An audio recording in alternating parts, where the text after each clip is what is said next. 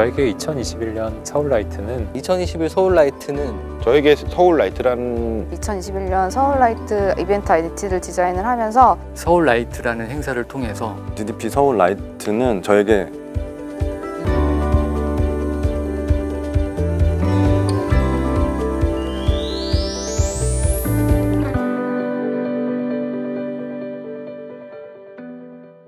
저에게 2021년 서울라이트는 자각몽이었습니다. 그런데 이 자각몽은 혼자 꾸는 꿈이 아니라 함께 꾸는 꿈이었는데요. 이 프로젝트를 성공적으로 이끌기 위해서 노력해 주신 굉장히 많은 분들이 계십니다.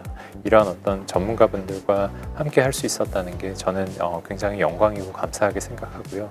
아무래도 몇 년간 조금 어두웠던 분위기 안에서 그 빛을 이용해서 생명이랑 희망에 대한 이야기를 하는 행사이다 보니까 저에게도 그리고 서울 시민분들에게도 좀 남다른 의미가 있는 행사라고 생각을 했습니다. 그래서 저도 그 서울이라는 공간 안에서 빛이라는 소재를 가지고 이런 좀 희망적인 이야기를 어떤 방식으로 디자인으로 전달을 할 수 있을지 가장 고민을 하면서 이 이벤트 아이덴티티를 진행을 했습니다. DDP 서울라이트는 저에게 행복이었습니다. 왜냐면 사실 해피아트가 가진 의미가 또 무한 긍정의 에너지가 있고 사랑 그리고 행복이란 의미가 있는데 사실 무수한 하트들을 통해서 많은 분들이 직접 그걸 보시고 행복해 하시는 모습을 보고 저 또한 되게 굉장히 행복한 순간이었습니다. DDP라는 거대한 환경이 서울라이트라는 행사를 통해서 더 큰 의미를 만들어낸다는 생각을 했습니다. 옛날 동대문 근처의 환경들이 기억나는데요. 그때와 지금의 모습이 많이 비교되는 것 같습니다. 그래서 앞으로의 DDP의 모습과 서울라이트의 활동이 더욱 기대되기도 합니다. 너무 진부한 얘기일 수도 있지만은 조화였다고 생각합니다. 이 조화는 저의 영상 콘텐츠와 건물과의 조화일 수도 있고요. 그리고 이 프로젝트에 인볼브했던 모든 팀들과의 조화였을 수도 있고요. 그리고 저 개인적으로도 제 욕심과 챌린지 간에 접점을 찾았던 그런 조화일 수도 있고 최종적으로 타협점을 찾아냈던 전반적으로 모든 것들이 잘 조화를 이루었던 그런 콘텐츠라고 그런 행사라고 생각을 합니다. 네, 2021 서울라이트는 저에게 끊임없는 도전의 과정이었습니다. 저희가 최초에 기획하는 과정에서는 어느 정도 코로나에 대한 집단 면역이 형성이 되고 그리고 위드 코로나라던가 이제 코로나의 종식에 대한 이제 12월 달을 상상하면서 준비를 해왔었는데 다시 한번 오미크론부터 시작해서 여러 가지 코로나에 대한 변수들이 생기고 그에 대해서 계속 대응해 나가고 변화시켜 나가야 되는 또 도전의 과정들이 있었습니다. 한 해의 마무리이자 그리고 또 새로운 시작이었습니다. 제가 항상 3년 전부터 이 한 해 한 해 이제 지나면서 얼마나 많이 성장했는지를 또 돌아볼 수 있는 그런 시간이었습니다. 저에게 새로운 도전이었던 것 같습니다. 작년까지는 저희가 영상 장비에 대한 것만 관리를 했는데 이번에는 새로 영상 장비뿐만 아니라 서버, 매핑까지 저희가 다 관리를 해가지고 그렇게 광범위하게 관리한 것도 저도 처음이고 정말 좋은 경험이었던 것 같습니다. 서울라이트 프로젝트는 사실 전 세계적으로도 보기 드문 규모의 프로젝션 매핑 프로젝트인데요. 이 프로젝트는 특히나 자하 하디드라는 세계적인 건축가의 유기적인 형태의 건축물 위에 이제 프로젝션이 되기 때문에 그러니까 훨씬 더 챌린징하고 또 그런 어떤 도전 정신이 세계적으로도 굉장히 큰 호응을 얻고 있다고 생각을 합니다. 지금까지 이 프로젝트는 세계적인 아티스트들이 그 작품을 선보여 왔는데요. 올해 처음으로 이제 한국 아티스트로서 메인 아티스트로 선정이 돼서 작품을 선보이게 되어 굉장히 영광스럽고 또 감사한 마음이고요. 또 그와 함께 굉장히 무거운 책임감으로 한국 미디어 아트가 세계적으로 어떠한 수준에서 어떤 작품을 선보일 수 있을지에 대한 고민을 굉장히 많이 하면서 작업을 진행을 했었고요. 또 그와 함께 지금 코로나 팬데믹으로 굉장히 어려운 어떤 시기를 겪어나가고 있는 서울 시민을 포함해서 전 세계 인류 사람들에게 어떤 이야기를 나누고 어떤 질문들을 던져야 할까 고민을 굉장히 많이 했었던 프로젝트입니다. 저는 지금 서울에서 서울라이트 이 DDP이기 때문에 할 수 있는 이야기를 하고자 고민을 했고요. 그래서 그런 이야기가 여러 사람들에게 그 공감을 얻고 또 그 좀 마음에 담기는 질문이 됐으면 하는 바람입니다.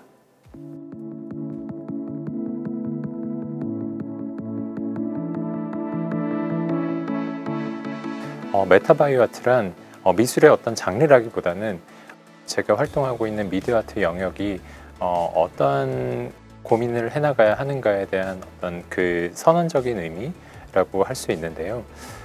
미디어가 그 굉장히 발전된 어떤 기술들과 맞물려서 시간과 공간의 개념을 갖게 되고 우리가 지금 흔히 이야기하는 어떤 그 메타버스라는 어떤 삶의 차원의 개념으로 다가왔을 때 미디어 아트 또한 그러한 어떤 그 큰 어떤 패러다임의 변화와 개념에 대응하는 담론과 그리고 주제를 다루어야 한다고 생각을 하고 있습니다. 그래서 이런 그 메타버스라는 공간 안에서의 삶이란 그리고 그 안에서의 생명이란 의미는 무엇이고 우리는 어떤 가치를 향해서 이 기술들을 이끌어야 하는가에 대한 질문을 던지기 위해서 메타바이오 아트라는 개념을 언급하였습니다. 저희 이번 그 작품의 제목은 자각몽 5가지 색인데요. 우선 자각몽은 아시다시피 우리가 그 꾸밈을 의식하고 꾸는 꿈, 그러니까 내가 꿈이라는 것을 알고 꾸는 꿈입니다. 그래서 저는 이 용어를 비유적으로 표현을 하였는데요. 우리가 지금 살아가고 있는 여러 차원의 삶, 그러니까 현실 물리적인 어떤 공간에서의 삶도 있고요. 그리고 그 SNS라든가 메타버스 그리고 다양한 디지털 공간 안의 삶, 이런 어떤 여러 삶들을 꿈으로 비유를 하고 이 안에서 우리가 얼마나 주체성을 가지고 어떠한 가치를 담아 나갈 것인가에 대한 질문을 담고 있다고 할 수 있고요. 5가지 색은 블랙, 화이트 그리고 빛의 삼원색으로 각각의 어떤 챕터들을 정의해 보았는데요. 블랙을 시작으로 이 작품이 시작이 되는데 이런 어떤 그 빛이 없는 공간, 그러니까 그 메타버스라는 어떤 그 거대한 어떤 암흑의 공간에 제가 그 이전에부터 작업해왔던 어떤 놀이기구들로 만든 생명체들이 이제 부유하면서 날아다니게 됩니다. 우리가 메타버스에 어떤 감정과 그리고 어떤 인간적인 가치들을 담아 나갈 것인가 하는 어떤 질문을 처음에 시작을 하게 되고요. 그 다음에 그 그린에서는 우리가 그 DDP라는 어떤 그 상징적인 어떤 건축물 자체를 하나의 어떤 생명체로 보고, 그리고 그 생명체가 그 아주 세포라는 어떤 작은 단위에서부터 그리고 어떤 하나의 어떤 그 유기체적인 동물의 기관일 수도 있고 하나의 어떤 동물일 수도 있고 그런 어떤 여러 가지 층위의 어떤 생명으로서 어떻게 그 작동하는가 그리고 어떻게 살아 있는가에 대한 이야기를 하고 있고요. 그리고 화이트는 그 DDP 자체를 하나의 어떤 그 공간으로 보고 그 공간 안에 어떤 하얀 연기인 듯 또 수증기인 듯 그리고 무엇인지 알 수 없는 어떤 기체로 가득 차 있고, 그리고 그 안에서 어떤 초현실적인 어떤 그 생태계가 그 존재하는 모습을 보여줌으로써 우리가 이 메타버스라는 어떤 그 공간을 어떻게 이해해야 되는가, 그 빈 공간이라는 것은 무엇으로 채워져 있는가에 대한 이야기를 담고 있고요. 그리고 레드에서는 전통 무예가들이 대련하는 어떤 그 움직임을 모션 캡처를 했는데요. 사실 물리적인 공간 안에서는 서로 부딪히고 그리고 이렇게 그 서로 충돌하는 어떤 그 상황이지만 메타버스 공간 안에서는 그 궤적들이 서로 조화를 이루면서 어쩌면 굉장히 그 아름다운 어떤 스컵처처럼 그렇게 보여지게 됩니다. 그래서 이 그 공간 안에서의 어떤 충돌이라든가 어떤 갈등이라든가 이런 것들에 대해서 우리가 어떻게 받아들이고 그리고 해결해 나가야 되는가에 대한 이야기도 같이 담고 있고요. 그리고 마지막 블루 그 챕터에서는 인공지능이 최대한 어떤 그 아름다운 그림을 그릴 수 있게 시를 써주는 어떤 과정으로 작업이 진행이 됐습니다. 이 작업을 하면서는 인공지능이 어떤 아이처럼 그 생각이 들었었는데요. 제가 저희 아이가 어렸을 때 되도록 이 세상을 좀 아름답게 그 보고 희망적으로 느끼게 하기 위해서 그런 가치를 좀 이렇게 그 담아주고 싶어서 최대한 예쁜 어떤 글들과 예쁜 이야기들만 해주려고 노력을 했었던 적이 있는데요. 마치 인생은 아름다워 영화처럼요. 근데 그런 것처럼 그 아름다운 어떤 가치를 담을 수 있는 이미지를 만들 수 있게 그 단어를 골라가면서 또 이미지를 만들어보고 수정하고 이런 어떤 과정들이 저에게는 우리가 이제 함께 이런 어떤 새로운 어떤 차원의 삶을 만들어 나갈 인공지능이라든가 로봇이라든가 하는 기술들을 우리가 어떻게 이끌어야 하는가, 그리고 어떤 감정으로 대해야 하는가에 대한 경험을 제가 작업 프로세스를 통해서 또 느꼈던 부분인 것 같습니다. 메타 이모션은 작품 유니버스의 연장선에 있는 작업입니다. 굉장히 사실적인 3D 그래픽으로 재현된 이질적 형태의 놀이기구들이 강화된 반복 동작을 하면서 공간을 부여하는데, 220m에 달하는 DDP의 유선형 외벽은 지금까지 틀었던 것 중에 가장 크고 독특한 형태의 스크린이었습니다.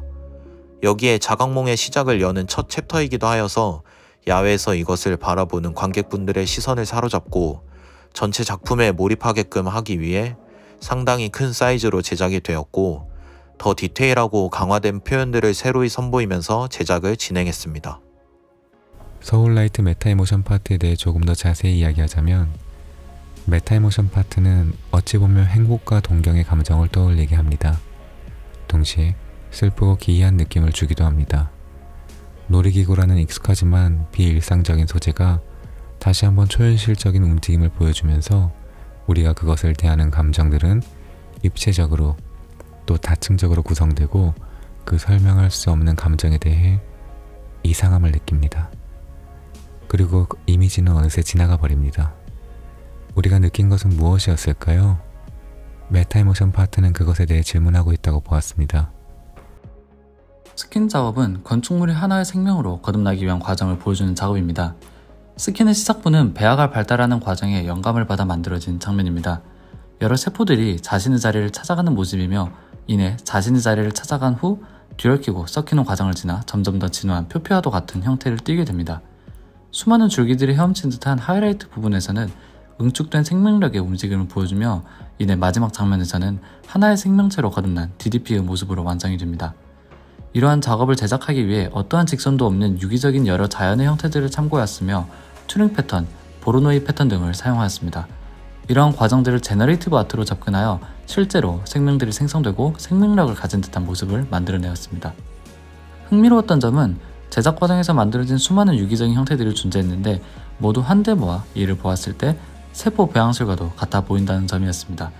이렇게 만들어진 생명의 형태들을 유기적인 형태의 DDP 건축물을 위해 선보임으로써 고정적인 형태의 탈피를 시도하고 생명과 자연에 대한 경의를 담아내고자 하였습니다.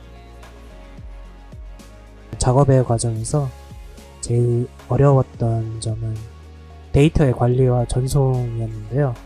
거대한 건물을 영상으로 덮기 위해서는 당연히 이제 그 영상의 크기 또한 커져야 했었고, 그래서 우리가 평소 보는 영화나 TV 해상도보다 한 약 10배 정도에 가까운 크기의 거대한 영상을 제작해야 했었고요.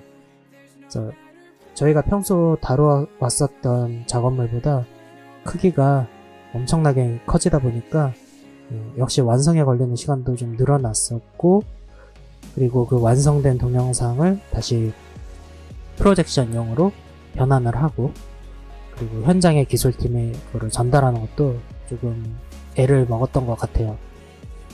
그렇지만 그럼에도 불구하고 DDP의 거대한 외벽에 저희가 만든 이미지가 투사되었을 때는 정말로 뿌듯했었고 되게 신기했던 것 같아요.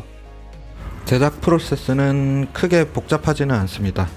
표현할 움직임을 모션 캡처 데이터로 변환 후 그 데이터를 비주얼적으로 어떻게 풀어나가냐에 그에 맞는 기술이 선택되는데, 이번 작업은 움직임을 선적인 표현으로 승화함에 있어 파티클 기술을 사용했습니다.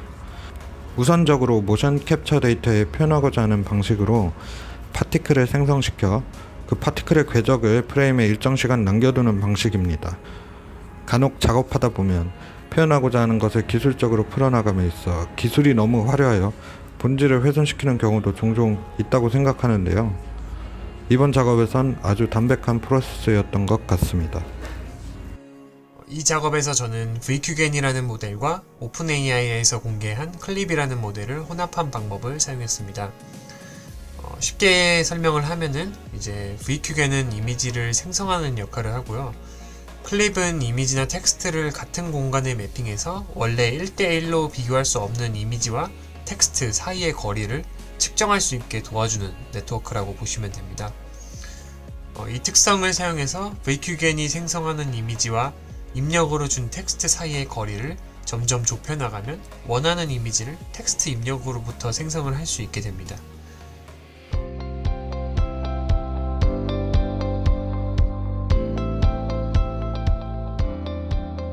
팬데믹으로 오랜 기간 동안 그 서울 시민들 그리고 전 세계 그 사람들이 굉장히 어려운 시간들을 겪고 있는데요. 이런 시기에 이런 세계적인 공공미술 프로젝트를 하게 된다는 건 굉장히 여러 가지 책임감이 함께 느껴졌습니다. 그래서 우리가 발견하게 된 어떤 기술과 함께할 새로운 미래에 대해서 희망과 또 이제 그 희망을 위한 어떤 우리가 가져야 할 어떤 비평적인 태도들을 함께 이야기 나누고 싶었고요. 뜻이 전달이 돼서 시민들이 참 흥미로운 주제를 이야기하면서 또 따뜻한 어떤 감성을 느낄 수 있었다라고 이야기해 주시는 분들이 계신다면 이 프로젝트가 의미가 있지 않았을까 그렇게 생각을 할 수 있을 것 같습니다. 저희 이제 이 아이는 서울 라이트라는 글자 안에 빛이라는 심볼을 표현하는 방식으로 표현이 되었는데요. 이 아이를 디자인 시작할 때 아무래도 서울이라는 공간 안에 빛이라는 소재를 어떤 방식으로 표현할 수 있을지 이게 가장 주요한 이슈였던 것 같아요. 그래서 서울과 라이트 사이에 L이라는 알파벳이 연결이 되는데 그 알파벳을 어떤 서울과 빛의 연결 지점으로 생각을 해서 그것을 어색하지 않으면서도 그 로고 안에서 빛이라는 심볼을 어떤 방식으로 표현할 수 있을지 그런 거에 좀 집중하면서 디자인을 진행을 했습니다. 이번 서울 라이트 아이덴티티 디자인 과정에서 가장 주안점을 두었던 부분이 서울이라는 공간과 빛이라는 소재를 어떤 방식으로 엮을 것인가, 서울 안에 있는 빛을 어떤 식으로 로고에 녹여낼 것인가가 가장 주안점이었는데요. 그 과정에서 이제 서울이라는 글자와 빛 심볼을 좀 대조적으로 표현하고 싶었고, 그래서 빛을 난색 계열의 좀 주목도가 높은 주황색을 고르게 되면서 빛이라는 심볼과 서울이란 글자를 좀 대조적인 푸른색과 주황색이라는 두 가지 컬러로 선정하게 되었습니다. 서울 라이트 행사 로고가 지금까지 계속 서울과 라이트를 L로 연결하는 형태를 계속 사용을 해왔어요. 그래서 이번에 아이덴티티 디자인을 진행을 할 때도 L을 중앙으로 서울과 라이트가 연결되는 조형을 유지해 달라는 요청이 있으셔서 이거를 좀 어떤 방식으로 해결을 할 수 있을지 그거에 대해서 좀 고민을 많이 했었습니다. 그래서 제가 좀 선택한 방법은 이게 그냥 서울 라이트를 연결한 상태로 단어로 묶어서 쓰다 보면 이게 좀 오타로 보일 수 있는 지점이 있어서 이게 오타가 아니라 L로 두 가지 단어를 연결했다, 이게 의도로 보일 수 있도록 어떤 장치를 마련할 수 있을까에 대해서 고민을 했고요. 저희가 해결한 해결법은 다이아몬드 모양의 빛 심볼이 L을 연결하는 어떤 그래픽적인 포인트로 들어가면서 이게 어떤 옥이나 오타가 아니라 빛으로 서울과 라이트라는 두 가지 요소가 연결이 되었다라는 어떤 디자인적인 의도로 보일 수 있도록 디자인을 진행을 했습니다. 아무래도 저희가 로고 그래픽 시스템을 기획을 할 때부터 이 프로젝션이 DDP 건물에 프로젝션 되는 그 그림을 상상을 하면서 기획을 진행을 했어요. 그래서 로고 자체가 수직수평의 정사각형 그리드 위에 그리드가 벌어지면서 다이아몬드 모양의 빛 심볼이 드러나는 방식의 그래픽 시스템을 가지고 있는데요. 그래서 저희 DDP 건물 표면에도 이제 사각형 그리드로 구성이 되어 있는데 그 그리드 위에 프로젝션을 쏘면서 DDP 자체 하나의 건물 전체가 어떤 빛 덩어리로 보일 수 있도록 루핑 영상을 기획을 했고요. 그래서 루핑 시놉시스를 기획을 할 때도 빛의 그리드 안에서 뭔가 도시 안에 빛이 반짝이는 그런 스토리를 좀 전달하기 위해서 영상 기획을 진행을 했습니다. 메인 작품과는 좀 다르게 제 작품은 좀 무한 긍정 캐릭터예요. 제가 굉장히 좀 어려운 시절이 있었을 때 그때 제가 이제 좀 만들게 된 캐릭터인데 어떠한 상황에서도, 그러니까 비가 와도 눈이 와도 되게 힘든 상황에서도 항상 긍정적인 요소가 있고, 제가 사실 또 예전 꿈이 개그맨이었어요. 그래서 제 작품이 좀 보면서 많은 분들이 좀 되게 재밌게 즐겁게 좀 쉬어갈 수 있는 그런 캐릭터입니다. 제 해피하트는 그 무한 긍정의 캐릭터예요. 그래서 어떠한 일이 있어도 긍정적인 에너지를 가지고 있고, 또 이번 작품에는 그 많은 무수한 하트들이 굉장히 이렇게 활짝 웃고 있는 모습을 하고 있어서, 저도 이제 작업을 할 때 웃는 하트를 그리면 저도 이렇게 자연적으로 웃게 되거든요. 그래서 많은 분들이 그 웃는 하트를 보고선 같이 이렇게 웃으실 수 있고 긍정 에너지를 받으실 수 있었으면 좋겠다 하는 생각에서 이렇게 참여하게 됐습니다. 근데 제가 이제 그동안 또 많은 브랜드들과 이렇게 콜라보레이션을 했었는데요. 근데 이번 프로젝트 같은 경우에는 제 작품이 이렇게 상영되면서 직접적으로 많은 분들과 소통을 하고 그분들이 굉장히 기뻐하는 모습을 볼 수 있어서 저한테는 굉장히 독특한 프로젝트였습니다. 그리고 또 이제 뭐 제가 여기서 참여하는 거를 사실 모르고 지나가면서 이렇게 보시고선 찍어서 보내주신 분도 계셨고, 저를 이제 모르시다가 이번 프로젝트를 통해서 저를 알게 되셔서 저를 팔로우해 주신 분들 되게 많이 계셨어요. 또 직접 그 순간에 그 SNS를 통해서 그 촬영해서 올려주시기도 하고, 그래서 저한테는 또 굉장히 또 뜻깊은 프로젝트였습니다. 처음에 의뢰를 받았을 때는 추상적인 사진들과 간단한 설명을 받았습니다. 그 다음에 사진들을 보면서 각 챕터에 여러 개의 음악 샘플을 만들기 시작했고요. 메인 작가님과 많은 얘기를 하면서 각 챕터의 분위기를 설정하기 시작했습니다. 옴니버스식으로 5개의 구성이라서 각 챕터들이 분명하게 서로 다른 음악적 특징을 가지고 있었고요. 그래서 이 5개의 챕터들은 어떻게든지 공통점이 있어야겠다는 생각을 하게 됐습니다. 전체를 아우를 만한 특별한 음악 재료가 필요했던 거죠. 그래서 뭘 할까 많은 고민을 한 후에 목소리를 음악 재료로 선택하게 됐습니다. 나무의 꽃과 숲의 과일, 파도 치는 바다 위에 시계들이 흘러갑니다. 목소리는 악기들에 비해서 더욱 감각적이기도 하고, 그리고 감성이 잘 표현될 수 있어서 다양한 연출이 가능했습니다. 그래서 목소리를 수집해서 뭐 앞에도 잘라보고 뒤에도 잘라보고 가운데도 잘라보고 그 자른 것들을 들어보면서 편집하고 합성을 했고요. 그래서 그 결과물로 리듬을 만들어내기도 하고요. 그리고 주 선율로 사용을 하기도 했었습니다. 관객분들이 어떻게 느끼셨을지는 모르겠지만 묘하게 5개 챕터들이 어색하지 않게 연결되는 것은 목소리 때문일 겁니다. 첫 번째 챕터의 오브제는 놀이기구인데, 영상을 보면 우주처럼 보이지만 저는 처음에 뇌 내부라는 생각을 했었습니다. 등장하는 놀이기구들은 뉴런들이고요. 이 뉴런들이 하나 둘씩 등장을 하면서 더 복잡한 감정들을 만들어내는 거라고 가정을 했습니다. 그 감정들은 음악적으로 표현하기 위해서 저는 장삼도라고 하는 음정과 단이도라고 하는 음정을 주 재료로 사용을 했고요. 일반적으로 장삼도는 이제 밝은 의미를 가지고 있어서 기쁜 상태를 표현을 하고요. 그리고 단이도는 이제 불편함을 의미를 합니다. 이 선율들을 복잡하게 전조를 시키면서 다양하게 음정 관계를 만들어내도록 했고요. 그 음정 관계들이 이 챕터의 주제인 감정들을 은유하는 것이고요. 음악에서는 이 방법으로 다양한 감정들을 표현하게 됐습니다. 저는 작업할 때 음악적 구성을 위해서 가끔 이제 저만의 이야기를 숨겨놓는데요. 두 번째 챕터 피부 같은 경우가 그렇습니다. 손톱만한 외계인이 지구에 불시착을 했는데 처음으로 만난 게 인간인 거예요. 근데 인간의 모습을, 인간이 너무 커서 전체 모습은 보이지 않고 피부만 보이는 거죠. 그러다가 이제 인간이 살짝 움직였는데 신기해서 막 자기네들끼리 웅성거리기도 하고요. 와, 이게 뭐지? 살아있잖아. 막 이런 대화들이 음악에 표현됐으면 했었고요.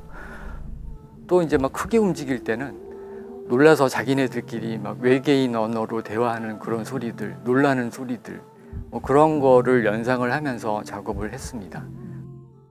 세 번째는 꽃인데 메타버스를 적극적으로 표현하는 챕터인 것 같습니다.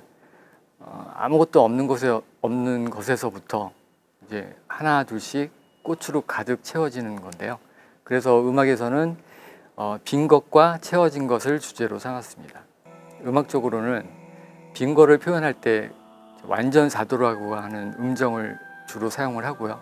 그리고 채워지는 것을 표현하기 위해서 장육도 음정을 사용을 해서 주 멜로디를 만들게 됐습니다. 이 멜로디가 여러 방법으로 이제 반복이 되면서 구성되었는데요. 여기서 나오는 목소리들은 꽃을 의미하기도 하지만 메타버스의 대화를 의미하기도 합니다. 되도록 긍정적인 분위기를 주고 싶어서 가능한 밝고 아름답게 표현하려고 했었습니다. 그러다가 후반부에는 아주 느린 삼박자가 사용이 되는데 느린 삼박자는 편안한 느낌을 주고요. 그리고 분위기를 밝게 만드는 음악적인 효과가 있습니다. 그리고 주제가 메타버스인 만큼 음악 구성도 대화 형식을 적극적으로 사용을 해서 멜로디들이 서로 대화하는 방법을 사용하게 되었습니다. 네 번째는 움직임이 주제인데 태권도 같은 운동이 표현된 거라서 실제 운동할 때 나올 만한 역동적인 소리들을 적극적으로 사용을 했습니다. 영상에서는 운동 에너지들이 이제 긴 선율들로 표현이 되고 있는데 음악에서는 반대로 완전히 대비되는 짧은 목소리들을 주로 사용을 했습니다. 그 이유는 제 경험에서는 이제 뭐든지 대비되는 게 나오면 구성적으로 재밌어지거든요.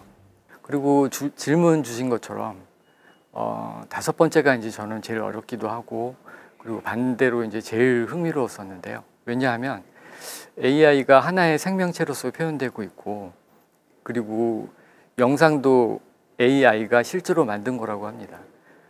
세상을 배워나가는 AI한테 박재성 작가 본인의 음성으로 아기한테 이야기하듯이 설명해 주는 내용인데 AI가 이야기를 듣고 상상해내는 사물들은 의외로 생각보다 재미있는 것 같습니다. 아무튼 AI는 예전부터 지금까지의 발전된 문화들과 인간을 바탕으로 교육되고 발전되어야 된다고 생각을 합니다. 그래서 의도적으로 전통적인 재즈 음악을 사용을 했고요. 그리고 박재성 작가의 나레이션 그리고 그 나레이션에 대답하듯이 AI가 노래하는 듯한 그런 구성을 가지도록 했습니다. 그래서 이 챕터에서는 전통, 사람, 그리고 미래를 상징하는 AI가 키워드이고요. 이 세 가지가 이제 조화롭게 음악적으로 표현되는 게 제 목표였습니다. 저는 이 작품을 통해서 긍정적이고 미래지향적인 기술과 예술의 조화를 메시지로 드리고 싶습니다. 전문가가 아니더라도 우리는 기술의 발전을 피해갈 수는 없을 것 같습니다. 그래서 나중엔 지금보다 더 생활 속에서 기술과 공존을 하고 또한 서로 의지하게 될 것 같습니다. 그래서 이번 작품 같은 시도가 새로운 기술들을 사람들이 편안하게 받아들이도록 하는 그런 역할을 할 거라고 생각을 합니다. 아마도 작품을 편하게 보셨다면 이미 받아들이실 준비가 된 게 아닐까 싶습니다. 21년 DDP 서울라이트 행사에서는 매우 다양한 분야의 작가들과 협업을 진행했었고요. 저희 위지익 스튜디오는 각 작가들의 작품과 목적과 의도에 따라서 그 협업 형태를 달리했었습니다. 크게 나눠서는 기술적인 지원과 서포트, 또 때로는 작가들의 IP를 활용해서 CG 비주얼라이제이션, 또 그들의 기획과 연출에 따른 이제 제작, 이렇게 크게 세 부류로 나눌 수가 있겠고요. 예를 들면 메인 콘텐츠 자각몽 같은 경우는 박재성 교수님의 콜라보 영상을 저희가 220m 파사드 전면에 맞게 레이아웃 배치를 하고 그리고 최종적으로는 가장 최적화된 화질로 렌더링을 해서 책 보정을 하는 작업을 진행을 했었고요. IP법 같은 경우는 찰스장 작가의 해피아트, 다양한 종류의 해피아트 아이콘들을 저희가 제공을 받아서 이거를 DDP 전체에다가 어떻게 배치를 하고 어떻게 등장을 시키고 또 어떻게 사라지게 할지 이런 부분들에 대한 작업을 진행했었고요. IP 같은 경우는 이번 기회에 저희도 IP의 그 범위에 대해서 다시 생각해 볼 수 있는 계기가 있었는데 그 중에 하나가 상설 콘텐츠를 제작하면서 같이 협업을 했던 원밀리언의 대표 리아킴 님입니다. 이 작업은 리아킴 님의 모션 캡처 데이터를 저희가 제공을 받아서 그 안무에 따라서 CG를 작업하는 거였고요. 에피소드도 그와 관련된 거 하나 말씀을 드리자면 이제 저희가 만든 CG 영상에다가 저희가 작곡한 음악을 붙였었는데 사실 저희의 귀에는 이 영상과 음악이 매우 절묘하게 잘 맞았다고 생각을 했는데 이제 전문가인 그 안무 전문가였던 리아킴님이 듣기에는 이 영상과 음악이 미묘하게 차이가 있어서 딱 맞지 않는다라는 피드백을 주셨었어요. 그래서 저희 팀원들이 다 같이 달라붙어서 봤었는데 그때 저희도 이제 그 부분을 캐치를 했었고 그래서 그 미묘한 차이를 짚어냈던 거에 감탄하면서 수정을 했던 기억이 납니다. 저희도 사실 이 프로젝트에 도전하면서 일단은 이 DDP라는 건축물에 큰 매력을 느꼈기 때문에 도전하게 됐어요. 그래서 일단 DDP는 저희에게는 선망의 대상이었고 여기에 프로젝션 매핑을 했을 때 저희가 만든 영상이 얼마나 아름답게 나올까라는 상상을 하면서 접근을 했습니다. 하지만 막상 이제 제작을 해보고 투사를 해봤을 때 저희가 생각했던 멋있던 곳들은 다 챌린지 대상이 되었죠. 그래서 최초엔 선망의 대상이 되었으나 그 다음에는 극복해야 될 도전의 대상이 되었고요. 이거를 극복해 나가는 과정에서는 그던 저희 영상을 만드는 것뿐만 아니라 프로젝션 매핑을 도와주신 하드웨어 업체나 그리고 각 공간에 맞게 사운드를 설계해 주신 사운드 업체 그리고 디자인 재단 분들까지도 모두 같이 힘을 합쳐서 도와주셨기 때문에 이거를 극복해 나갈 수 있었다고 생각을 하고요. 선망의 대상이 도전의 대상이 됐고 맨 마지막 이 모든 난관을 거쳐서 관객들을 모아놓고 이 영상을 저희가 성공적으로 마무리를 했을 때 그때 관객들의 그 표정과 그리고 많은 피드백들을 보면서 결국에는 애정의 대상, 사랑하게 되는 그런 건축물이 됐습니다. 지금 서울라이트 행사는 벌써 19년, 20년도 그리고 올해까지 총 3번 중간에 또 행사가 있었기 때문에 4번 정도 지냈던 행사고요. 아마 디자인 재단 측에서도 그래서 이번 21년 서울라이트 행사는 조금 더 풍성하고 다양하게 구성을 생각을 해 놓으셨어요. 그리고 저희도 최대한 거기에 그리고 좀 더 거기서 디벨롭해서 이걸 최대한 풍성하게 만들려는 노력을 했었고요. 2가지로 말씀을 드릴 수가 있을 것 같은데 처음은 체험의 단계적 체험 기획이라고 생각을 합니다. 크게 말씀드리면은 지금 메인 컨텐츠가 있고 그리고 그 미래로라는 다리 밑에 빛 조형물 컨텐츠가 있고 그리고 메인 컨텐츠 이후에 우측 파사드에 이제 상설 컨텐츠가 있는데요. 메인 컨텐츠 같은 경우는 관람형 컨텐츠입니다. 체험자들이 어떤 공간에서 이 영상을 거대한 영상을 관람하는 그런 형태고 두 번째 빛 조형물 같은 경우는 아주 가벼운 인터랙션으로 반응하는 조형 컨텐츠예요. 그래서 관람에서 약간의 인터랙션이 있는 컨텐츠 그리고 맨 마지막 상설 컨텐츠 같은 경우는 체험자가 직접 영상에 개입할 수는 없지만은 체험자가 영상과 같이 춤을 추면서 하나의 컨텐츠로 만들게 되는 즉 체험자가 컨텐츠 안에 직접 들어가서 체험하는 컨텐츠가 되겠습니다. 그래서 단계적이라고 말씀드렸던 게 관람 그리고 약한 인터랙션 맨 마지막에는 컨텐츠 일부가 되는 이런 체험을 기획했다는 게 기존 행사와는 좀 차이점이라고 말씀드릴 수 있겠고요. 또 하나는 풍성함입니다. 예년 행사가 빈약했다는 뜻은 아니고요. 예년 행사에 비해서 영상의 개수도 많이 늘었고 그리고 늘어난 영상의 그 길이 자체도 상당히 많아졌어요. 예를 들면은 크리스마스 컨텐츠 같은 경우는 예년에는 메인 컨텐츠의 앞부분을 그 프리쇼 같은 개념이 2분짜리 영상이었다면 21년 서울라이트의 크리스마스 컨텐츠는 총 10분 정도 길이를 갖는 그래서 크리스마스 컨텐츠만 독자적으로 상영하는 그 별도의 아예 독립된 컨텐츠가 됐었고요.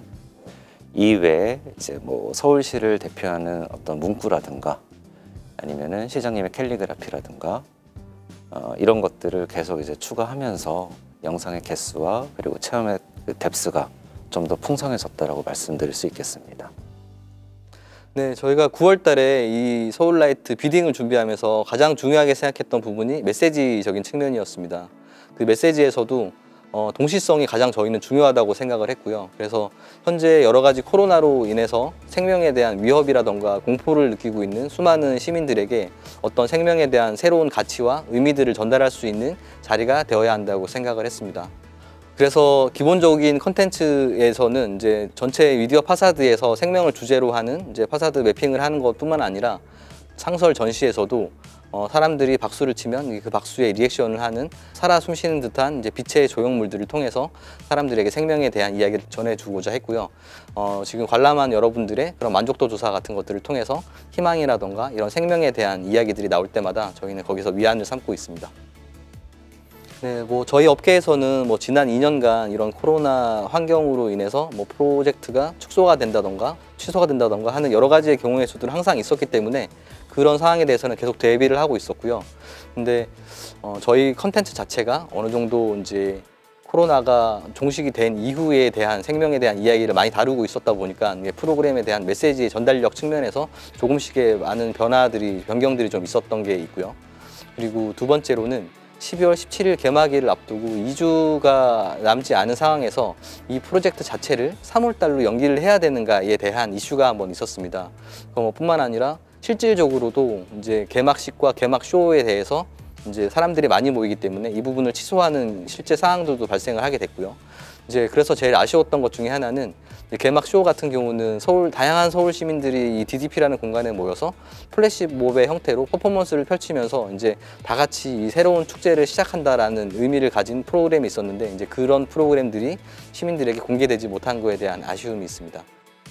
네, 서울라이트 이 상설 전시를 준비하는 과정에서 DDP에서 이 서울라이트를 총괄하고 계시는 박진배 본부장님께서 도전이라는 키워드를 저희에게 주셨어요. 그래서 DDP가 아니면 하지 못하는 세상의 유일한 콘텐츠를 만들고 싶다가 저희에게 주신 방향성이었고, 그래서 저희는 한 달 정도 되는 시간 동안에 되게 많은 고민과 많은 결과물들을 만들기 위해서 과정들을 거쳐왔습니다. 그리고 실질적으로 저는 이번 과정을 통해서 제가 15년 동안 이 일을 해오면서 첫 번째로 이런 국제적인 정세가 나라는 개인에게도 이렇게 영향력을 미칠 수 있구나라는 생각을 하게 됐는데, 뭐 예를 들면 저희의 핵심 부품이 이제 중국에서부터 수입을 해서 와야 되는데 이제 중국에서 물류 파업이 생겨났고, 그리고 코로나로 인해서 통관 절차들이 되게 까다로워지면서 실제로 저희가 세팅을 하기 일주일 전까지 핵심 부품들을 저희가 수급을 받지 못한 상태였었거든요. 그러다 보니 현장에서 저희가 조립을 하는 과정 안에서 최종 완성된 결과물들을 볼 수 있게 됐고, 그러다 보니 여러 가지 안정화를 할 수 있는 시간이라던가 이런 기간들이 조금 더 축소가 되는 바람에 어찌 보면 저희가 12월 17일 개막일 날 100% 이제 완성되어 있는 모습으로 시민들에게 보여드리지를 못했던 아쉬움들이 좀 있습니다. 그래서 서울라이트가 진행되는 과정 안에서도 여러 가지 수정 보완들이 조금 있었고, 근데 하지만 이 빛의 정원이라는 상설 전시 같은 경우는 지난 며칠간 다시 한번 리뉴얼 작업들을 진행을 했고요. 그래서 1월 8일부터는 이제 서울 시민들에게 100% 완벽한 모습으로 이제 공개가 될 수 있을 것 같습니다. 그래서 서울 시민들의 많은 관심과 사랑 부탁드리겠습니다. 프로젝트를 진행하면서 처음 공정부터 시작해서 마지막 이제 준공까지 이러한 업무들을 하나씩 전체를 총괄하고 있는 프로젝터 담당 매니저입니다. 입체음향이라는 작업들을 많이 진행해 왔었는데 올해는 특별히 입체음향보다는 많은 관람객들이 더 넓은 사운드를 들을 수 있게끔 하다 보니 디자인 거리와 그리고 또 어울린 광장 그리고 슬로프 이쪽 면으로 이제 더 이제 스피커를 보강하면서 그런 구간을 이제 모든 곳을 음향을 채워준다 보니까 입체음향이 빠지면서 설계가 많이 변경이 되었습니다. 근데 저희가 대용량 파일을 업로드하다 보니까 그 시간들이 되게 많이 오래 걸렸는데 보통 길게 걸리면 5시간, 6시간 걸렸던 그런 작업들이 이번에 프로젝트 하면서 네트워크를 많이 이제 손을 봤더니 저희가 한두 시간 만에 이제 이런 컨텐츠 업로드를 하게 됐습니다. 훨씬 더 빠른 속도로 올릴 수 있게 됐고, 그러면서 컨텐츠 수정이나 이런 부분들이 훨씬 더 잘 진행되었던 걸로 기억합니다. 일단은 DDP 건물이 좀 특이하게 생겨가지고 이 보통 매핑이라고 하면 보통 평면이라든지 뭐 이렇게 직각이라든지 이런 건물들에서 매핑을 많이 했는데 이번에는 공면이 많이 들어가고 또 원근감이 있는 이런 건물에 매핑을 하기 때문에 좀 포커스라든지 뭐 밝기라든지 이런 것들이 가장 어려웠습니다. 그래서 저희가 그쪽을 중점적으로 많이 화면 조정을 하기 위해서 노력을 했는데 조금 아쉬웠던 점도 있었던 것 같습니다. DDP 건물이 너무 넓다 보니 저희가 밖에서 세팅하기 위해서 이쪽 저쪽 옮겨 다니면서 야외에서 세팅할 때 너무 추웠던 게 가장 힘들었고요. 또 가장 기억에 남는 거는 저희가 그렇게 세팅함으로써 이게 세팅이 잘 됐구나 할 때 보람을 느낀 게 가장 기억에 남습니다. 추운 날 장비들이 잘 안 켜지거든요. 너무 추워서. 그래서 저희가 난로를 준비해가지고 난로를 갖다가 프로젝터 장비 앞에 놔둬서 장비를 데핀 다음에 미리 이제 행사 전에 미리 켜고 그걸 켰을 때는 이제 장비가 이제 열이 올라가니까 그거를 열이 많이 받았을 때는 또 컨테이너 문을 열어서 환기를 시켜가지고 뜨거운 바람을 빼고 그러면 또 열었을 때는 또 이 겨울이다 보니 또 추워지기 때문에 다시 또 문을 닫아서 데피고 이런 식으로 저희가 장비 관리를 하느라고 좀 힘들었던 적도 있습니다.